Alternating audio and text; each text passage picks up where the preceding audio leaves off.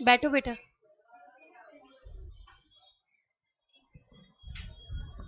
Good morning class, good morning everyone. चलो अब start करते हैं अपन अपनी क्लास। इंटरप्रिटेशन ऑफ स्टेट्यूट्स का टॉपिक स्टार्ट करते हैं।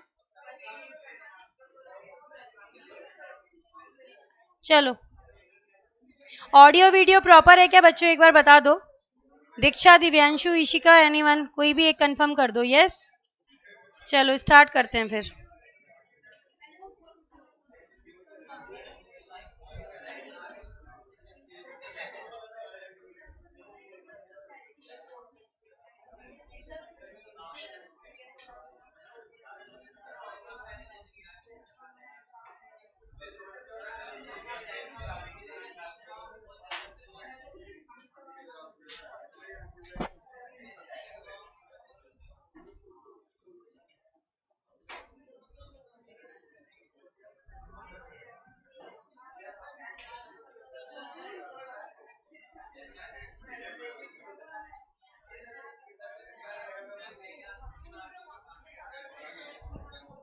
नई यूनिट स्टार्ट करने जा रहे हैं, अदर लॉज का पोर्शन स्टार्ट कर रहे हैं, इंटरप्रिटेशन ऑफ स्टेट्यूट। अभी नोट्स वगैरह वो डालेंगे भैया। रीजन ये है कि भाई नेट थोड़ा आज प्रॉपर वर्क नहीं कर रहा है अपन, लेकिन टॉपिक मैंने ऐप पे डाले हैं, यहाँ पे ओपन नहीं हो सकते ना। ठीक है, तो वो कर रहे हैं कुछ अरेंजमेंट, तब तक अपन स्टार्ट तो कर देते हैं। ठीक है, तब तक एक बार कॉपी निकाल लो।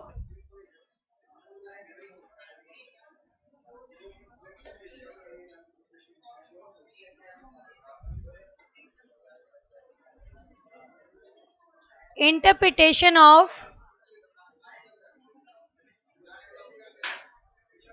स्टेट्यूट्स। बातें नहीं क्लास। इंटरप्रिटेशन का मतलब क्या होता है? टू अंडरस्टैंड, समझना।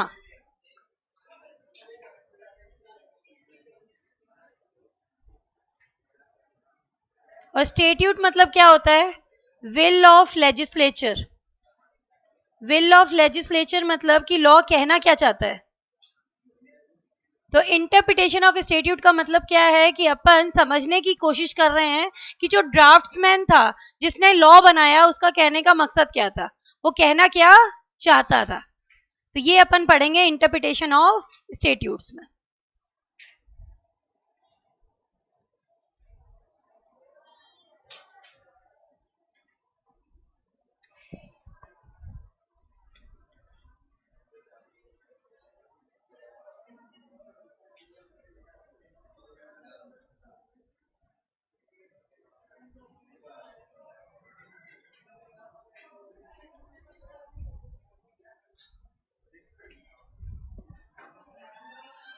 बेसिकली इसमें अपन को क्या पढ़ाया जाएगा? इस चैप्टर में अपन को कुछ इंपॉर्टेंट डेफिनेशन से इंट्रोड्यूस कराया जाएगा। इंपॉर्टेंस क्या है, क्यों करना पड़ता है इंटरप्रिटेशन ऑफ स्टेट्यूट, ये पढ़ेंगे हम। क्योंकि लैंग्वेज बेटा कोई भी परफेक्ट नहीं होती। इट्स नॉट अ मैथ्स कि 2+2 4 हो। तो लैंग्वेज की अपनी लिमिटेशन है। एक वर्ड के 10 लोगों के लिए 10 मीनिंग हो सकते हैं।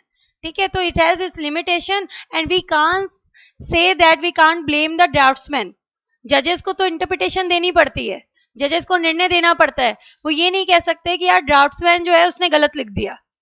अब बोलेंगे ड्राफ्ट्समैन ने गलत लिख दिया ना, तो एक काम करते हैं, उस ड्राफ्टमैन को ढूंढ के लेके आते हैं कि भाई देखो तुमने क्या लिख दिया, अर्थ का अनर्थ निकल रहा है। ठीक है, अब उसको ढूंढने के लिए तो जाए तो कहाँ जाए? जब तक उसको ढूंढने की कोशिश करेंगे वो बंदा तो स्वर्ग चला गया, अब उसको पकड़ के तो ला नहीं सकते। तो जजेस ब्लेम नहीं कर सकते कि ड्राफ्टमैन ने गलत लिखा है। उन्हें क्या करना पड़ता है? उसको समझना पड़ता है, उसको रियल मीनिंग देना पड़ता है और उसके अकॉर्डिंग इंटरप्रेट करना पड़ता है। तो ये जरूरत पड़ती है यहाँ पर इंटरप्रिटेशन ऑफ स्टेट्यूट की। एक एग्जाम्पल बताती हूँ आपको जो आपने भी देखा है। कई जगह क्या होता है, मे का मतलब जो होता है ना वो शैल होता है, और एंड का मतलब क्या होता है? और होता है। ड्राफ्टमैन कहना कुछ और चाह रहा था लेकिन कह कुछ और गया। जस्ट फॉर एग्जाम्पल, कंपनी में be found for any lawful object, पढ़ते हैं ना सेक्शन 3 में लैंग्वेज है, कंपनी में be found for any lawful object. तो क्या मान ले अनलॉफुल ऑब्जेक्ट के लिए भी बन सकती है? नहीं बन सकती ना। इस मे का मतलब शैल है, मे का मतलब शैल है। तो ऐसा कई बार होता है कि अपने को क्या होता है, मे लिखा हुआ है लेकिन उसके अंदर पीछे पेनल्टी दे रखी है, you may wear the helmet, और नीचे लिखा हुआ है नहीं पहनोगे तो इतनी पेनल्टी लगेगी, इसका मतलब ये मे जो है वो शैल है या मस्ट है, ठीक है। तो ये डिपेंड करता है, इंटरप्रिटेशन करना इसलिए अपन को कई जगह जरूरी हो जाता है। रूल्स ऑफ इंटरप्रिटेशन हमें पढ़ाए जाएंगे कि प्राइमरी रूल्स है और एक सेकेंडरी रूल्स है, ये अपन पढ़ेंगे। एड्स टू इंटरप्रिटेशन, एड मतलब हेल्प, रूल मतलब हमें एज इट इज फॉलो करने होते हैं, और एड्स मतलब हम इनकी हेल्प ले सकते हैं। दो तरीके के एड्स हैं, इंटरनल एड और एक्सटर्नल एड। फिर एक लास्ट टॉपिक और आएगा इस यूनिट में, rules for interpretation of deed and document.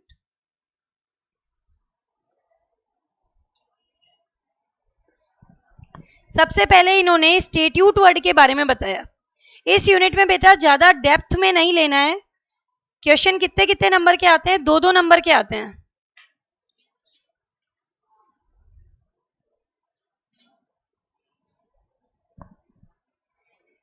Definition देखो एक बार, स्टेट्यूट की डेफिनेशन दे रखी है। स्टेट्यूट का वर्ड का मीनिंग वैसे क्या होता है, विल ऑफ द लेजिस्लेचर, कि लेजिस्लेचर या लॉ बनाने वाला कहना क्या चाहता था।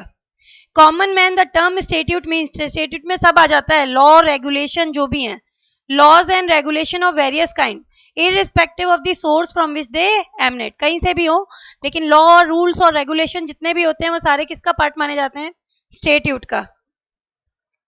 It is the will of the legislature, कि जो लॉ बनाने वाले थे वो कहना क्या चाहते थे, उनकी क्या इच्छा थी, वो कहाँ बताई जाती है, स्टेट्यूट में बताई जाती है। In India statute means enacted law, किसी भी कानून के लिए ये वर्ड यूज किया जाता है, statute that is the law enacted bye parliament और बाय स्टेट लेजिस्लेचर, उसी के लिए हम क्या वर्ड यूज करेंगे, स्टेट्यूट। इतना ही आपको यहाँ पर लेना है, यहाँ पर डेप्थ में जाने की कोई जरूरत नहीं है। एक डेफिनेशन जो आपसे पूछी जा सकती है और पूछी गई हुई है वो है डॉक्यूमेंट, इसको इंपॉर्टेंट लगा लो। ये डेफिनेशन यहां भी पूछी जाती है, जनरल क्लॉजेस एक्ट में भी है, वहां भी पूछी जाती है। एक जगह कर लेंगे तो दोनों जगह की कवर हो जाएगी।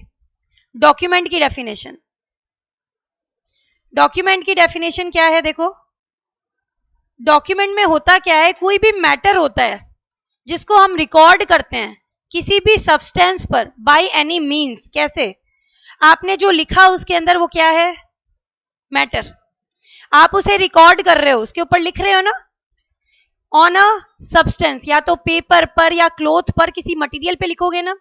बाय एनी मीन्स, मीन्स मतलब या तो आप नंबर्स यूज कर रहे हो बेटा, या आप अल्फाबेट्स यूज कर रहे हो, या फिर आप स्पेशल कैरेक्टर मार्क्स वगैरह यूज करके उसके ऊपर कुछ चीज लिख रहे हो,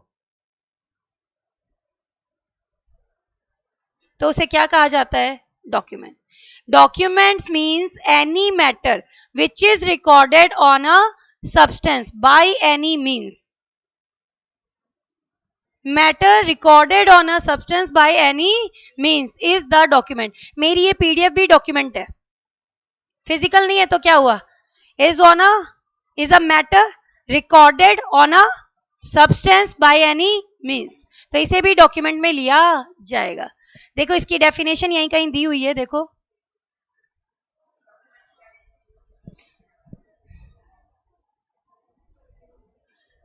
document in more technical words, section 3 Indian Evidence Act states that document means any matter expressed or described on any substance by means of letter, figure, marks or one or more of these means. mixture भी हो सकता है, letters भी use कर रहे हैं, numbers भी use कर रहे हैं, marks भी use कर रहे हैं। intended to be used or may be used for the purpose of recording that matter, ये याद करना है, यहां तक लिख लो, to be learned important है ये। चार चीजें आनी चाहिए, एनी मैटर एक्सप्रेस्ड और डिस्क्राइब्ड ऑन अ सब्सटेंस, ठीक है, by using any means, numbers, alphabets या फिर मार्क्स या फिर combination of all of them, ठीक है, use for recording that matter. चार चीजें होनी जरूरी हैं, matter, recording, substance, by any means, ये चार चीजें यहां पर होनी चाहिए। Writing is a document, any word printed, photographed or document. Exam point of view से इस लाइनों के 2 नंबर है, ये अच्छे से कर लेना। और यहां नहीं, जीसीए में भी डेफिनेशन आती है, जनरल क्लॉजेस एक्ट की, डॉक्यूमेंट की डेफिनेशन बताओ, और साथ में और क्या बोलता है, कि डॉक्यूमेंट की डेफिनेशन इंडियन एविडेंस एक्ट के अकॉर्डिंग बताओ, तो आपको क्या लगेगा, अरे इंडियन एविडेंस एक्ट तो हमारे कोर्स में ही नहीं है, आउट ऑफ कोर्स पूछ लिया। देखो डेफिनेशन किसकी दी हुई है, इंडियन एविडेंस एक्ट की, यही वाली देके आनी है, जो यहां दी हुई है ना, यही डेफिनेशन लेनी है।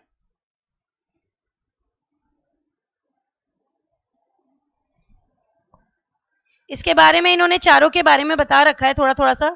फर्स्ट एलिमेंट इस uses with the word any shows that definition of document is comprehensive, मतलब कोई भी आ सकता है इसके अंदर, एनी मैटर, किसी भी तरीके का मैटर हो सकता है, इंक्लूसिव डेफिनेशन है। रिकॉर्ड सेकेंड एलिमेंट क्या है कि सर्टेन म्यूचुअल और मैकेनिकल डिवाइस है जिसको यूज किया गया है, it must be in by writing और एक्सप्रेशन और डिस्क्रिप्शन। एक फोटोग्राफ को भी ये डॉक्यूमेंट में लेते हैं, फोटोग्राफ को भी ये डॉक्यूमेंट में लेते हैं, जरूरी नहीं है राइटिंग में ही हो, राइटिंग, एक्सप्रेशन और डिस्क्रिप्शन। सब्सटेंस किस चीज के ऊपर कर रहे हो, ऑन विच अ मेंटल और intellectual element come into a permanent form, जैसे पेपर के ऊपर हो सकता है, कई बार कैनवास पे लिखते हैं ना, क्लोथ के ऊपर हो सकता है। मीन्स फोर्थ एलिमेंट क्या कहता है, such permanent form is acquired, those can be by letters, figures, marks, symbols और use to communicate between two person. ये चीज इन्होंने बता दी यहां पर चारों के बारे में। आपको क्या याद करना है, जो शुरू में डेफिनेशन आई थी वो 2 लाइनें अच्छे से कर लेना। इंस्ट्रूमेंट की डेफिनेशन दी हुई है इसके बाद में। इंस्ट्रूमेंट क्या होता है, देखो, formal legal document which confirm creates और कंफर्म्स अ राइट और रिकॉर्ड्स अ फैक्ट। यहां तक याद करना है। इसमें एक यहां पे भी दे रखी है ये स्टैम्प एक्ट वाली, ये डेफिनेशन भी लेनी पड़ेगी। इंस्ट्रूमेंट इंक्लूड एवरी डॉक्यूमेंट, हर इंस्ट्रूमेंट डॉक्यूमेंट है, हर डीड डॉक्यूमेंट है, हर इंस्ट्रूमेंट भी एक डॉक्यूमेंट है और हर डीड भी एक डॉक्यूमेंट है। इंस्ट्रूमेंट के लिए क्या लिखा हुआ है, it is a formal legal document which creates और कंफर्म्स अ राइट और रिकॉर्ड्स अ फैक्ट। रसीद जारी होती है तो वो भी एक तरीके की जानकारी है ना कि आपके पैसे हमें प्राप्त हो गए, it records a fact, it is also a instrument. जितने एग्रीमेंट है वो सारे क्या है, इंस्ट्रूमेंट। जितनी डीड्स हैं वो सारी क्या है, instrument. Instrument includes every document by which any right और लाइबिलिटी इज प्रपोर्ट्स और क्रिएटेड और ट्रांसफर्ड, एक्सटेंडेड, एक्सटिंग्विश्ड और रिकॉर्डेड। कोई भी डॉक्यूमेंट जिसके थ्रू कोई राइट या लाइबिलिटी क्रिएट होती है, ट्रांसफर होती है, एक्सटेंड होती है या रिकॉर्ड होती है, उसको किस में लिया जाएगा, इंस्ट्रूमेंट में लिया जाएगा। डेफिनेशन पोर्शन बेटा थोड़ा सा लर्न करना पड़ेगा, 3-4 डेफिनेशन है, इनको कर जाना। किसकी किसकी आ गई, स्टेट्यूट की थी, विल ऑफ लेजिस्लेचर, डॉक्यूमेंट की तो अच्छे से करके जाना, पूछी जा रही है बार बार, और ये आ गई तुम्हारी इंस्ट्रूमेंट की, ये वाली कर लेना, एक ही बात है दोनों में से, ये वाली ज्यादा अप्रोप्रिएट है। फिर आ गई तुम्हारी डीड, हर डीड एक इंस्ट्रूमेंट है। देखो कुछ लैंग्वेज याद कराऊं कैसे, देखो डॉक्यूमेंट जनरल पढ़ा अपन ने, डॉक्यूमेंट क्या होता है, any matter which is recorded on a substance by any means is document, ठीक है। फिर हमने बोला हर डीड डॉक्यूमेंट है, हर इंस्ट्रूमेंट डॉक्यूमेंट है, हर डीड डॉक्यूमेंट है, हर इंस्ट्रूमेंट डॉक्यूमेंट है। फिर अब क्या बोल रही हूं, देखो हर डीड एक इंस्ट्रूमेंट भी है, हर डीड एक इंस्ट्रूमेंट भी है। ऐसा इंस्ट्रूमेंट जो कि लीगल डिस्पोजिशन क्रिएट करता है उसको अपन डीड बोलते हैं। डीड याद आ रही है, जैसे देखो पार्टनरशिप डीड, सेल्स डीड होती है ना, रिटन, साइंड एंड रजिस्टर्ड। क्या लिखा है, देखो deed as an instrument in writing और other legible representation words on parchment और on paper purporting to effect some legal disposition is deed. Deeds are instrument, though all instrument may not be deed. Deed वो instrument है which purport to effect some legal disposition, ये line याद करना, which purport to effect some legal disposition। ऐसे instrument को अपन deed कहते हैं। Example में डाल सकते हो, सेल डीड डाल देना, पार्टनरशिप डीड डाल देना, बहुत है। मतलब आइडिया लेके जाना इन वर्ड्स का एग्जाम में जाओ तो। खैर ये वाला तो बोरिंग पोर्शन एकदम, इंपॉर्टेंस ऑफ इंटरप्रिटेशन है और ये क्लासिफिकेशन भी दिया हुआ है, ये सारा मैं आपको कराऊंगी नोट से। अभी अपन क्या लेंगे एक बार, अभी अपन लेंगे एक बार रूल्स पे आएंगे बेटा, रूल्स ऑफ इंटरप्रिटेशन। पीडीएफ नहीं है, नहीं तो ये अभी काफी इजी हो चुका होता अपने लिए। रूल्स ऑफ इंटरप्रिटेशन में सबसे पहले दिए हुए हैं आपको प्राइमरी रूल्स। स्क्रॉलिंग नहीं होती इसमें।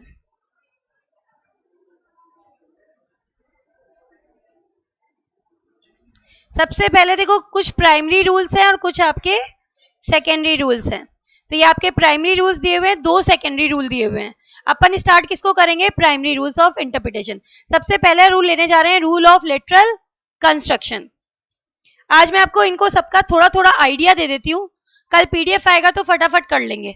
समझ लो, आज वाला ये पोर्शन कर लो। चलो, सबसे पहले आ रहा है तुम्हारा rule of literal construction. I think हो ही गया काम, तो अब काफी अपना आराम से हो जाएगा। ये चैप्टर ऐसा है कि आईसीआई से डायरेक्ट लेना इम्पॉसिबल है।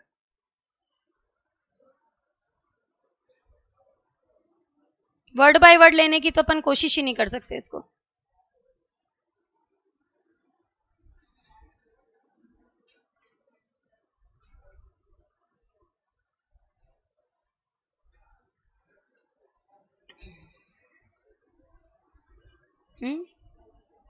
क्या वॉल्यूम ई पे? ठीक है, ई ड्राइव में मेरे नाम से। ठीक है, interpretation of statute sir open कर दीजिए। हाँ बस देखो, आपके पास पीडीएफ है ना बेटा? अब एक बार इससे देख लो।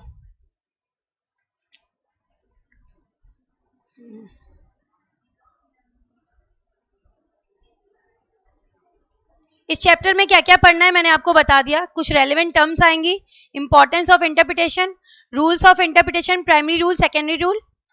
फिर आएंगे rules of interpretation of deed and document, ये भी हम पढ़ेंगे। 2 तरीके के एड्स आएंगे, इंटरनल एड और एक्सटर्नल एड। एक तरीके से चैप्टर की समरी है, साथ की साथ पूरी हो जाएगी। कुछ यहाँ पे डेफिनेशन दी हुई है, इंटरप्रिटेशन की डेफिनेशन दी हुई है। It is a process by which court ascertain the true meaning, explaining and understanding in a specified manner. Court ऐसा प्रोसेस जिसके थ्रू कोर्ट फाइंड आउट करने की कोशिश करता है कि ड्राफ्ट्समैन कहना क्या चाहता था, उसको क्या बोलते हैं? Interpretation. Process by which court ascertain, court find out करते हैं ट्रू मीनिंग, उसको एक्सप्लेन करते हैं, उसको अंडरस्टैंड करते हैं इन अ स्पेसिफाइड मैनर। और अगर उस वर्ड का लिटरल मीनिंग नहीं निकल पा रहा तो उसको क्या करते हैं? एक्सपेंड करते हैं। और जब मीनिंग को एक्सपेंड किया जाता है तो उसको बोलते हैं कॉन्स्ट्रक्शन। इंटरप्रिटेशन क्या होता है? जो लिखा उसको एज इट इज ले लो, और अगर अपन लिखे हुए से मीनिंग का अनर्थ निकल रहा है तो क्या करते हैं? उसमें कुछ ऐड करेंगे, कुछ डिलीट करेंगे, उसको बोला जाता है कंस्ट्रक्शन। एज इट इज ले लो तो इंटरप्रिटेशन, कुछ ऐड ऑन किया, कुछ डिलीट किया तो क्या बन गया? कॉन्स्ट्रक्शन। आगे आएगा स्टेट्यूट, मतलब रिटन विल ऑफ लेजिस्लेचर, कि लेजिस्लेचर कहना क्या चाहता है, उसकी भावना क्या थी, उसी को बोलते हैं statute. Law, rule, regulation, all these are part of statute, passed by parliament और बाय स्टेट लेजिस्लेचर। अभी आया था डेफिनेशन में। आगे क्या आया? डॉक्यूमेंट। डॉक्यूमेंट जो है उसे कहां डिफाइन कर रखा है? जीसीए में भी डिफाइन कर रखा है अपने, ठीक है, इंडियन एविडेंस एक्ट में भी कर रखा है। एलिमेंट्स क्या थे? It means any matter which is recorded on a substance by any means, may it be letter, it may be alphabet, it may be marks और combination of all of them. यही था। इसके बाद में आया अपना इंस्ट्रूमेंट। इंस्ट्रूमेंट क्या है? It is a formal legal document which create, confirms a right, records a fact. Agreement और डीड दोनों क्या है? आपके इंस्ट्रूमेंट है। डीड के अंदर क्या बोला? ऐसा written instrument which purporting a to effect a legal disposition, उसको अपन डीड बोलते हैं। एग्जाम्पल लिख सकते हैं अपन, लीज डीड होती है अपनी, पार्टनरशिप डीड होती है अपनी, which is written, signed and registered. ये थोड़ा बोरिंग वाला पोर्शन है आपका, डेफिनेशन वाला। इसका मैम कुछ नहीं कर सकती, ये याद ही करनी पड़ेंगी। और 4 डेफिनेशन है, आती भी है, ये भी नहीं कहूंगी कि अवॉइड कर दो, करनी पड़ेंगी ये। आगे आ गया interpretation and need for interpretation, कि आखिर क्या जरूरत थी, क्या इंपॉर्टेंस है, इंटरप्रिटेशन करते ही क्यों है। लैंग्वेज बेटा परफेक्ट नहीं होती, लैंग्वेज में डिफेक्ट्स होते हैं। अमिताभ बच्चन का एक डायलॉग था ना, English is a very funny language, ठीक है, बीयूटी बट पीयूटी पुट। तो इंग्लिश ग्रामर के रूल्स मैथ्स की तरह प्रिसाइज नहीं है, इट्स नॉट परफेक्ट मैथमेटिक्स। लेकिन जजेस क्या है? ड्राफ्ट्समैन पर हमेशा इल्जाम थोड़ी ना लगा सकते हैं, भाई देखो तुमने क्या लिख दिया, क्या करें इसका। पकड़ के लाते उस ड्राफ्टमैन को, और जब तक पकड़ने की कोशिश करेंगे क्या बोले, बेचा चला गया ऊपर बेचारा। अच्छा, hence must work on construction, court को क्या करना पड़ता है, उसका ट्रू मीनिंग फाइंड आउट करना पड़ता है कि ये लेजिस्लेचर कहना क्या चाहता था, ठीक है, और वो कैसे करेगा, by the using the rules of interpretation. Legislature supreme है, कोर्ट मेयरली उसके क्या होते हैं, इंटरप्रेटर। लेजिस्लेचर सुप्रीम है, उन्होंने लॉ बना दिया, कोर्ट उसको सिर्फ क्या करेंगे, समझने की कोशिश करेंगे, उसको इंटरप्रेट करेंगे, उसको अंडरस्टैंड करेंगे, उसको मीनिंग देंगे। क्लासिफिकेशन दिया हुआ है इंटरप्रिटेशन का, दो तरीके से बेटा क्लासिफाई कर रखा है, लीगल और डॉक्ट्रिनल। लीगल में क्या आता है, एक्चुअल क्वालिफिकेशन लॉ के अकॉर्डिंग क्या बनता है। एक तो है ऑथेंटिक, ऑथेंटिक मतलब जो लॉ में लिखा है वही ले लिया आपने, when derived from legislature, law में खुद में लिखा हुआ था उसका मीनिंग आपने वो लिया। दूसरा होता है यूजुअल, यूजुअल क्या है, कस्टम एंड यूजेस होता है ना, प्रथा और प्रचलन। इस वर्ड को सालों से इस तरीके से समझा आ रहा है, तो हम भी इसे ऐसे ही समझेंगे, ये प्रथा चलती आ रही है। क्या लिखा है, व्हेन डिराइव्ड फ्रॉम कस्टम और केस लॉज। दूसरा क्या बोला, रियल मीनिंग फाइंड आउट करने की कोशिश कर रहे हैं, क्या करें, या तो लगा दे नॉर्मल ग्रामर के rule, I had done this work मतलब पास्ट है, काम हो चुका है, या तो नॉर्मल ग्रामर के रूल लगा दे। दूसरा तरीका क्या है, लॉजिकल इंटरप्रिटेशन। नॉर्मल ग्रामर के रूल लगाने से हमें सही आंसर नहीं मिल पा रहा, तो अब हमें क्या करना पड़ेगा, सेंसिबल मीनिंग लेना है। जैसे मान लो कोई बंदा कह रहा है कि भाई यार मुझे ना ब्रीफ केस है मेरे पास, इसको मुझे कहीं लेके जाना है, तो बोले एक्टिवा निकाल लेते हैं, तो बोले एक्टिवा से तो होगा नहीं, ब्रीफ केस से कैसे जाएगी। तो दिमाग में क्या आता है, brief case means a small one, लेकिन वो कहना क्या चाह रहे थे, ब्रीफ केस वर्ड यूज कर रहे हैं बट उनके पास लगेज है, समझ में आ रहा है। तो जब उन्होंने, हम लोग उसको देखेंगे तब हमें पता चला कि भाई ये बोल तो ब्रीफ केस रहे हैं, लेकिन लॉजिकली ये है क्या, ये इनका एक अटैची है पूरी बड़ी, ठीक है। तो लॉजिकल मतलब बियॉन्ड द वर्ड्स। अब आप वर्ड्स के अलावा देख रहे हो, क्या देख रहे हो, to discover the true intention, कि बंदे का मतलब क्या था। सिर्फ लिटरल मीनिंग देखे तो यहां पर काम नहीं चल रहा, तो लॉजिकली मीनिंग लेने की कोशिश की गई है। Difference between interpretation and construction, simple सा डिफरेंस है, जो वर्ड दिया उसका एज इट इज मीनिंग ले लूं तो इंटरप्रिटेशन, अगर उसमें कुछ ऐड कर दूं, कुछ डिलीट कर दूं तो कॉन्स्ट्रक्शन। पढ़ के देखो, when ordinary meaning of law is adopted then it is called interpretation. In case of interpretation, natural meaning of law is adopted. Interpretation is used when the language of law is plain and simple. Easy language है तो law का मतलब law से ही निकल गया, ठीक है। अब language जो है वो सही नहीं है, अब क्या करें, when ordinary meaning of law is not possible, confusion हो रहा है, क्या करें, when there is ambiguity, ambiguity मतलब doubt, confusion है in law, and two interpretations are possible, उसके दो मीनिंग निकल सकते हैं, क्या करें अब, law is understood in a reasonable sense and it is called construction. Bracket में लिख लो, कुछ ऐड भी कर सकते हैं और कुछ डिलीट भी कर सकते हैं, just to give sensible meaning, तो उसको क्या बोलते हैं, कॉन्स्ट्रक्शन। और वर्ड्स को एज इट इज मीनिंग दे तो उसको क्या बोलेंगे, interpretation. Process of interpretation, process of interpretation में इन्होंने अपन को कुछ एड्स यानी कि हेल्प कहाँ से ले सकते हैं वो बताए। कुछ तो स्टैचुरी एड्स है, स्टैचुरी एड मतलब अपना एक इंटरप्रिटेशन का पूरा एक्ट बना हुआ है, कौन सा, जीसीए, जो अपने कोर्स में अपन पढ़ेंगे, जनरल क्लॉजेस एक्ट। वो ऐसा एक्ट है जिसके खुद के कोई प्रोविजन नहीं है, वो दूसरे एक्ट को समझने में हेल्प करता है। जनरल क्लॉजेस एक्ट में खुद के कोई प्रोविजन नहीं है, वो ऐसा एक्ट है जो दूसरे एक्ट्स को समझने में अपनी हेल्प करता है, इंटरप्रिटेशन एक्ट है, ठीक है। दूसरा क्या, हर एक्ट के अंदर कुछ ना कुछ डेफिनेशंस दी हुई हैं, तो एक्ट में जो डेफिनेशन दी आप उसकी हेल्प ले सकते हो। Non statutory aids, non statutory aids में आपके पास रूल्स ऑफ इंटरप्रिटेशन है और एड्स टू इंटरप्रिटेशन है, यानी primary secondary rule, internal and external aids. ये अब हमें डिटेल में पढ़ाएगा, ये ओवरऑल अभी हमें बता रहा था कि किस तरीके से अपन को पढ़ना है। अब अपना स्टार्ट हो रहा है main topic, that is primary rules of interpretation. Question कैसे आता है, कोई भी रूल ऑफ इंटरप्रिटेशन दे दिया, 2 नंबर का क्वेश्चन डाल दिया और आपको उसे एक्सप्लेन करना है। थ्योरी क्वेश्चन आते हैं। सबसे पहला रूल क्या है, रूल ऑफ लिटरल इंटरप्रिटेशन, नाम से ही समझ लो, लिटरल मतलब जो लिखा है वो मीनिंग ले लो। Word should be given natural, ordinary, popular, technical meaning. लोग जैसे उसको समझते हैं आप वही मीनिंग उसका ले लो, ठीक है। ना तो कुछ ऐड करना है ना ही कुछ सब्सट्रैक्ट करना है। अगर कुछ कंफ्यूजन है तो उसे रहने दो। Any anomaly is allowed to state, आप इसमें कोई चेंज नहीं करते, इसको बोलते हैं रूल ऑफ लिटरल इंटरप्रिटेशन। जैसा लिखा है वैसा वैसा मीनिंग ले लो। क्या लिखा है, कब यूज करोगे, जब आपके वर्ड्स कैसे हैं, क्लियर हैं, लैंग्वेज प्लेन है, सिर्फ एक ही मीनिंग निकलता है। तो जब लैंग्वेज ही सही है तो उसी से ले लेंगे मीनिंग। क्या लिखा, कैसा मीनिंग लेना है, popular, technical, ordinary meaning, to be plain, literal, grammatical, natural. इस तरीके के कुछ वर्ड्स हैं जो यहाँ पे यूज होंगे कि आपको कैसा मीनिंग देना है, which is popular, technical, grammatical, literal, natural, ऐसा मीनिंग देना है आपको। Constitute according to the rules of simple grammar, no reference to legal decision, without any addition और subtraction of words, any anomaly, कुछ अगर है भी तो उसको रहने देते हैं, अलाउड टू स्टे, अपन मीनिंग को बिल्कुल भी डेविएट नहीं करते, जो वर्ड है उसका लिटरल मीनिंग लिया जाता है, उसको बोलते हैं रूल ऑफ लिटरल इंटरप्रिटेशन।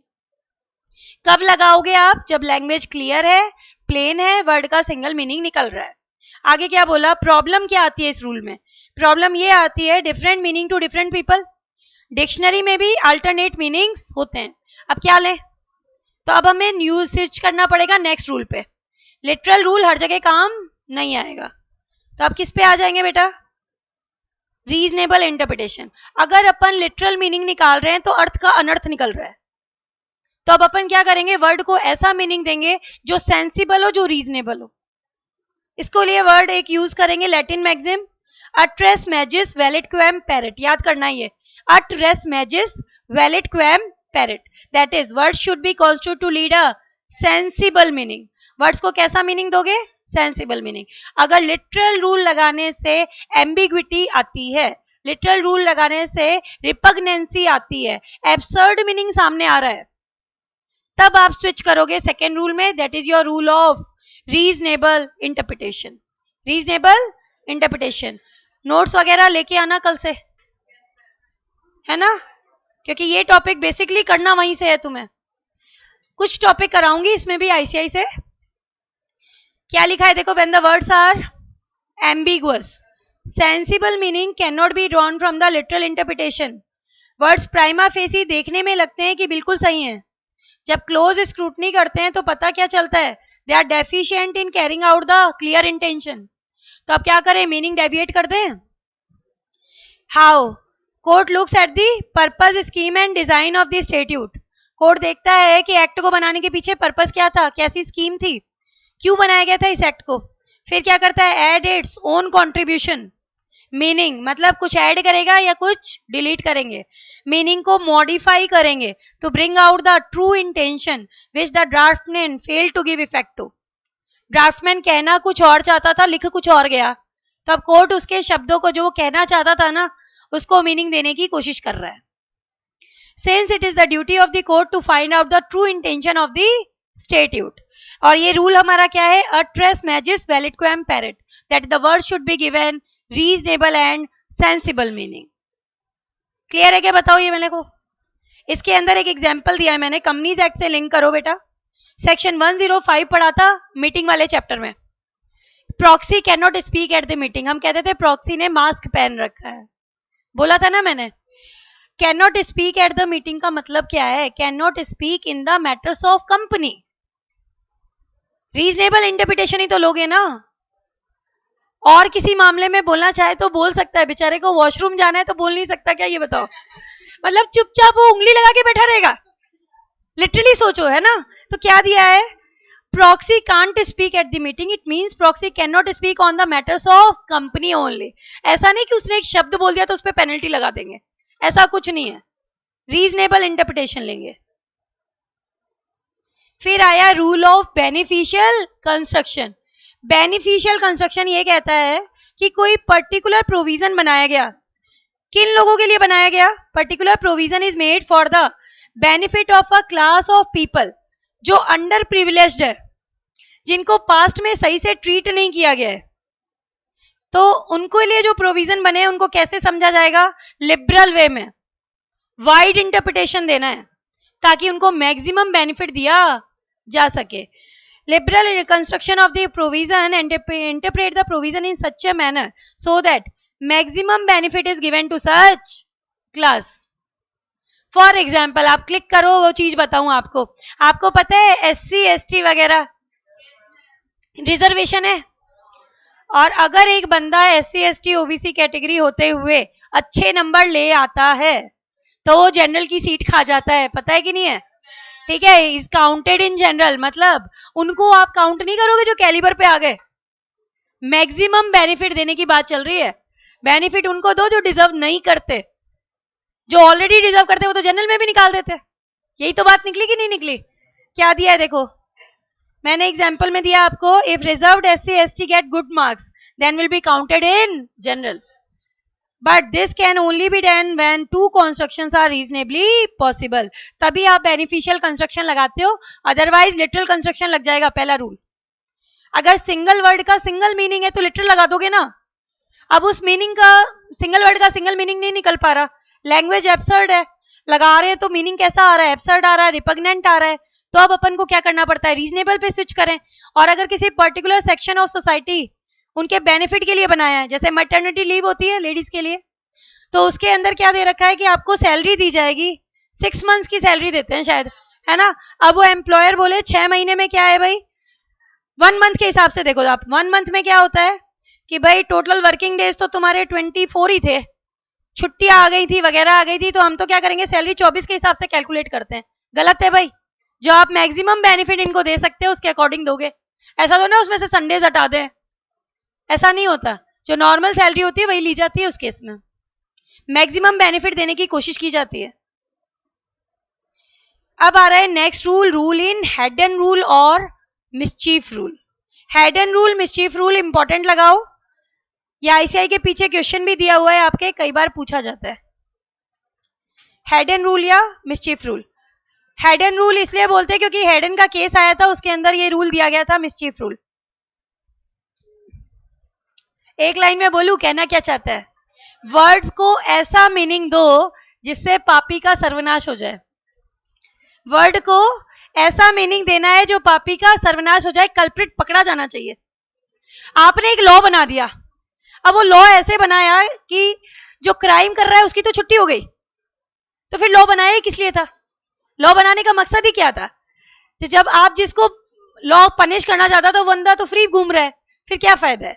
तो इसका मतलब क्या है? मिसचीफ रूल क्या कहता है हमारा, अगर हमारे वर्ड्स एम्बिगुअस हैं, एम्बिगुअस है मतलब डाउटफुल है, capable of more than 1 meaning, तभी आप हेड एंड रूल पे जाओगे. अदरवाइज तो हमारा रूल क्या लग जाता है? लिटरल. जब वर्ड्स कंफ्यूजिंग होते हैं, लिटरल रूल काम नहीं करता, तभी बाकी रूल्स पे स्विच किया जाता है. इसके लिए अपन को 4 चीजों को ध्यान में रखना है. क्या? What was the common law before the making of the act. ये अपन लेके आए ना कानून, इससे पहले कॉमन क्या रूल चल रहा था? इस कॉमन रूल में क्या चीज नहीं लिखी हुई थी? क्या ऐसा डिफेक्ट था जिसके अंदर पुराने लॉ में लिखा हुआ नहीं था, जो ये नया लॉ लाना पड़ा, है ना. रेमेडी क्या प्रोवाइड की इस एक्ट ने, और इस रेमेडी को प्रोवाइड करने के पहले पीछे रीजन क्या था? ये 4 चीजें हमें यहाँ पे चेक करनी पड़ती है. जैसे एक एग्जाम्पल देती हूँ. ट्रांसपोर्ट व्हीकल वाले ये जो एक्ट होते हैं ना, ट्रांसपोर्ट वाले, उसके अंदर पहले लेफ्ट टर्न जो होता था फ्री होता था. कभी कोई सिग्नल नहीं होता तो लेफ्ट टर्न आप कैसे भी चाहो गाड़ी ले जाते थे लेफ्ट पे मोड़ के. हुआ क्या, काफी ज्यादा एक प्रोविजो दिया हुआ था जिसको अच्छे से इंटरप्रेट नहीं कर रहे थे, तो उससे मीनिंग ये निकल के आ रहा था कि लेफ्ट टर्न फ्री है, आप जैसे भी चाहो लेफ्ट टर्न ले सकते हो. तो काफी ज्यादा एक्सीडेंट बढ़ने लग गए. अब एक्सीडेंट बढ़ने लग गए, ये डिफेक्ट था, इसके लिए लॉ ने रेमेडी प्रोवाइड की. रेमेडी क्या प्रोवाइड की? रेमेडी ये प्रोवाइड की कि भाई अगर आप अब लेफ्ट टर्न पे भी हम सिग्नल लगाएंगे, अगर आप इसे क्रॉस करोगे तो चालान कटेगा और आपको जुर्माना देना पड़ेगा. ये रेमेडी लगाई गई. क्यों लगाई रेमेडी ये वाली? एक्सीडेंट को रोकने के लिए.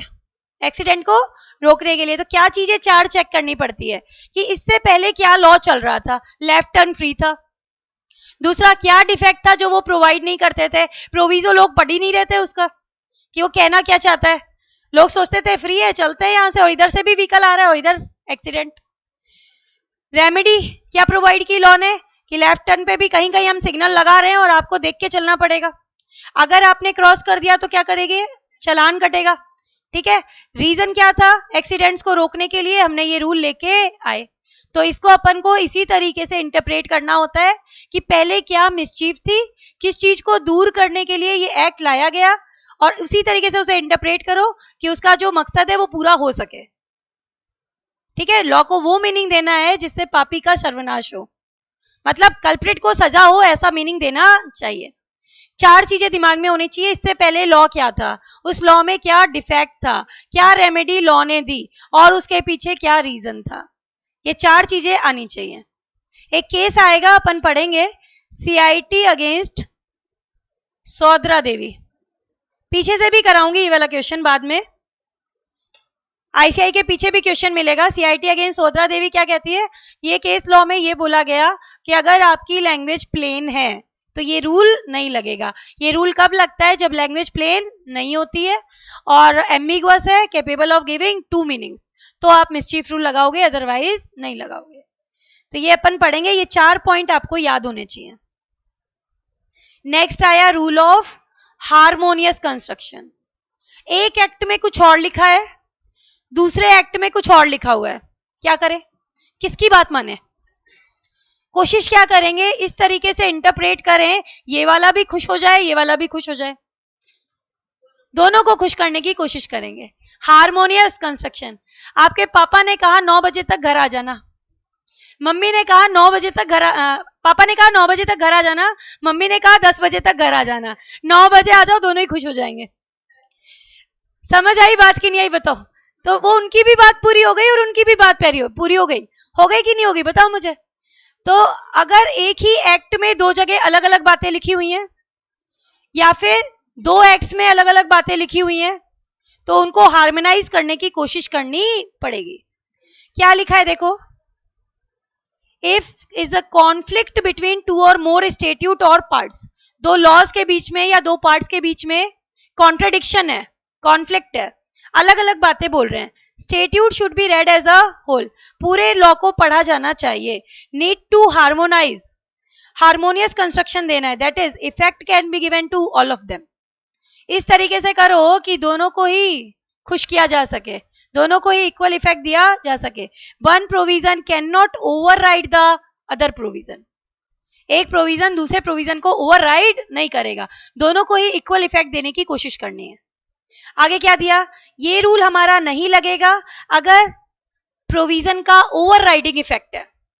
कई बार लिखा हुआ होता है this provision will override all other provisions, मतलब ये सबसे ऊपर रहेगा, नॉट विद स्टैंडिंग। ठीक है, वो तो अलग ही रूल हो गया। कहीं नहीं लिखा है तो अपन क्या करेंगे, इक्वल इफेक्ट देने की कोशिश करेंगे। दोनों में सामंजस्य बिठाने की कोशिश करनी है, दोनों को हार्मोनियस एक तरीके से समझना है।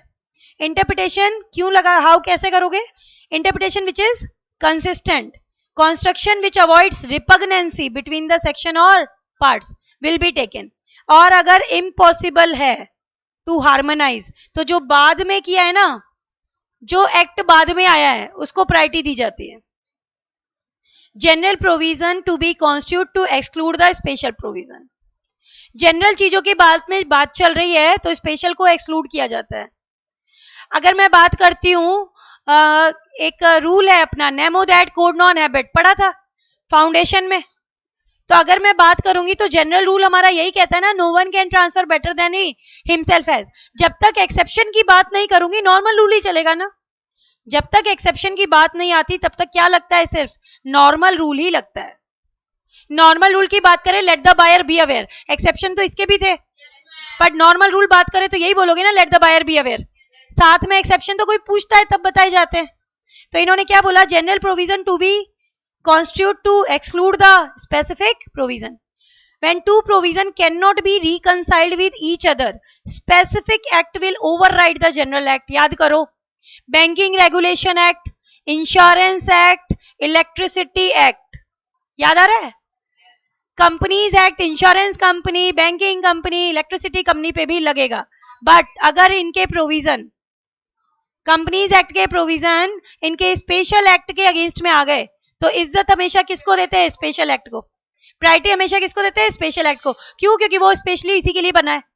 तो specific act will always override the general act. समझ आई बात? एक एग्जांपल समझते हैं। देखो, हमने कंपनीज एक्ट में ऑडिट चैप्टर में पढ़ा था कि एक सीए मैक्सिमम कितने कंपनी की ऑडिट कर सकता है? 20 पढ़ा था। तो CA can do a maximum 20 companies audit excluding, इसमें कौन कौन से शामिल नहीं थे? OPC, small company, private company जिनकी paid up share capital 100 crore से कम है, ये सब थे ना। आईसीआई एक्ट 1949 में भी लिखा है कि सीए ऑडिट कर सकता है मैक्सिमम 30 कंपनीज की। अब इन दोनों को खुश करना है, क्या करेंगे? हम कहेंगे कि पब्लिक कंपनीज की अगर हम बात करें तो कितनी ऑडिट कर सकता है एक सीए? 20। और टोटल कितनी कर सकता है? 30। मतलब ये ओपीसी, स्मॉल, प्राइवेट, ये सब मिला के कितनी? 30। तो क्या लिखा देखो, in this case now a CA can do maximum 20 public company audit and maximum 30 company audit including all type of companies. दोनों को ही खुश कर दिया, किसी के भी कॉन्ट्रडिक्शन में नहीं गए। This is the rule of harmonious construction. Clear है क्या? बताओ बेटा, सबको क्या करना है? इक्वल इफेक्ट देने की कोशिश करनी है। आगे इसमें दिया है समटाइम्स ये अपना हार्मोनियस कंस्ट्रक्शन एप्लीकेबल नहीं होता। क्यों? क्योंकि एक्ट में ही कुछ शब्द लिखे हुए होते हैं, जैसे subject to, without, notwithstanding, without prejudice, ऐसे वर्ड आते ना एक्ट में जगह जगह। तो अब बात करते हैं, एक वर्ड है सब्जेक्ट टू। आप याद करो, एक सेक्शन 14 पढ़ा था यूनिट नंबर 3 में। सेक्शन 14 कहता था articles of association of company can be altered subject to the provision of companies act and memorandum of association. मतलब सब्जेक्ट टू अगर वर्ड यूज हुआ है then latter will prevail over the former. इसका मतलब है companies act और MOA prevail करेंगे किसके ऊपर? अल्टरेशन ऑफ आर्टिकल्स पे। क्या लिखा है? Companies Act and MOA will override. When a provision is made subject to another provision, then such another provision, later provision, will override the former provision. Subject to this. ठीक है, इसका मतलब क्या है? जो बाद वाला है वो प्रायोरिटी लेगा। Subject to provision of companies act and MOA, मतलब आप अल्टरेशन करो आर्टिकल का, लेकिन आप कंपनीज एक्ट और एमओए से बाहर नहीं जा सकते। यही बात हुई कि नहीं हुई? बताओ। तो ये बात की हमने सब्जेक्ट टू में। एक और एग्जांपल दिया है मैंने सब्जेक्ट टू का, वो देखो। सेक्शन 13 कहता है कि आप कंपनी का नाम बदल सकते हो by passing SR, subject to the provision of section 4। Section 4 कहता है ये नाम नहीं होने चाहिए, डिजायरेबल, अनडिजायरेबल, है ना, मिलते जुलते नहीं होने चाहिए। कुछ वर्ड्स दिए हुए थे, अगर है तो आपको सेंट्रल गवर्नमेंट की परमिशन लेनी पड़ेगी। मतलब section 4 will override, section 4 will override. Subject to word use हुआ है, the latter will prevail over the former. याद रहेगा क्या? बताओ। बाद वाले को प्रायोरिटी मिलेगी पहले वाले पे। इसका मतलब ही यही होता है सब्जेक्ट टू का। फिर आया not with standing. Not with standing के लिए लिखो ये बात सबसे ऊपर रहेगी, लिख लो। नॉट विद स्टैंडिंग का मतलब है ये बात सबसे ऊपर रहेगी। ओवरराइडिंग इफेक्ट है इसका मतलब। Not with standing word use हो जाए मतलब ओवरराइडिंग है ये बात सबसे ऊपर रहेगी।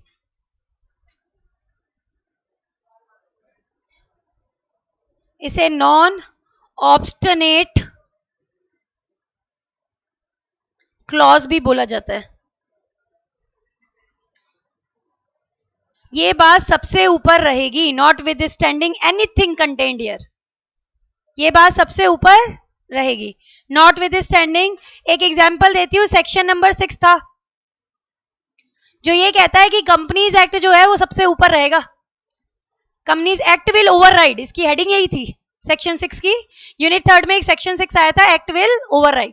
उसमें लिखा हुआ था not with standing anything contained in MOA, AOA, agreement, resolution. मतलब एमओए, एओए, एग्रीमेंट, रिजोल्यूशन, कुछ में भी, किसी में भी कुछ भी लिखा हो, but companies act will be supreme. Not with standing मतलब ये चीज सबसे ऊपर रहेगी। ठीक है। If a provision is notwithstanding another provision, then such provision will prevail over the another provision. अगर कोई प्रोविजन notwithstanding है अदर प्रोविजन के, तो ये वाला प्रोविजन क्या करेगा? हमेशा ओवरराइड करेगा।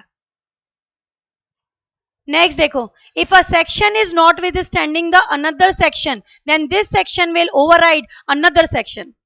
जो चीज notwithstanding है वो सबसे ऊपर रहेगी। If a section is not with standing the entire statute, तो ये चीज पूरे एंटायर एक्ट से ऊपर रहेगी.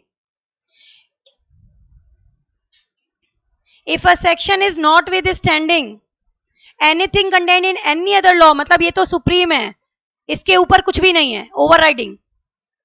एक वर्ड याद कर लो, नॉट विद स्टैंडिंग मतलब ये चीज सबसे ऊपर है, ये चीज सबसे ऊपर है. उस केस में हार्मोनियस नहीं लगता, उस केस में तो क्या लगेगा, ये चीज ऊपर जाएगी, ये चीज नीचे जाएगी. वरना ये क्या कहता है, हार्मोनियस कंस्ट्रक्शन कहता है सब बराबर है. ठीक है. और ये लोग क्या करते हैं, किसी को पापा जी बना देते हैं, किसी को बेटा जी बना देते हैं.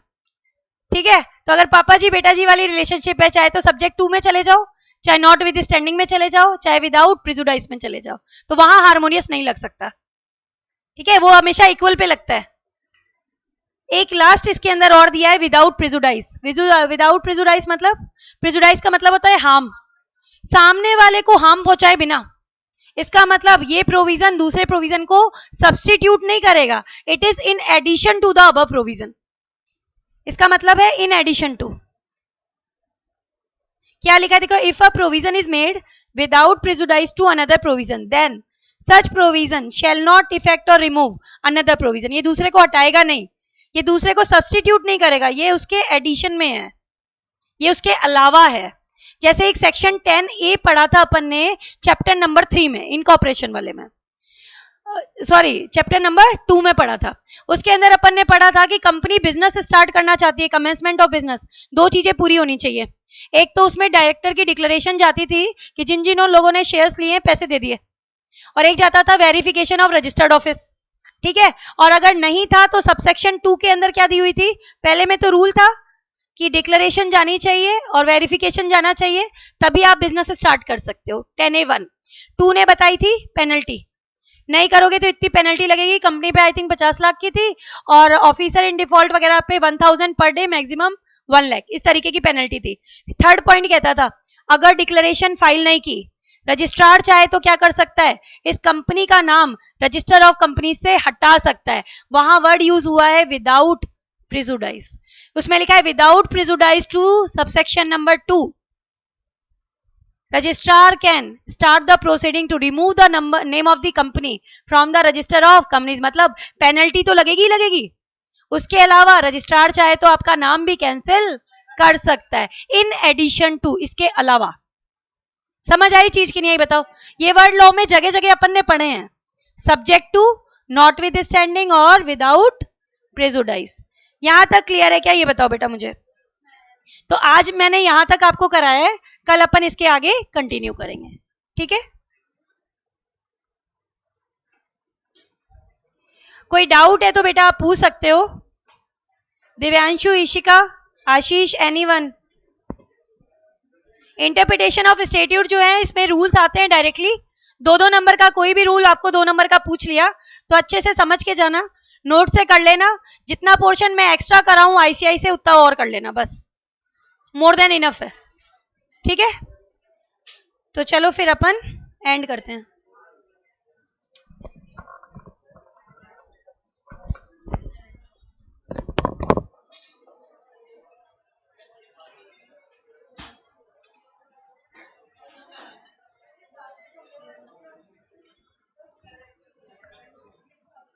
आपके बिहाफ पर अदर लॉज में जो मेहनत करनी थी ना, वो मैंने कर दी.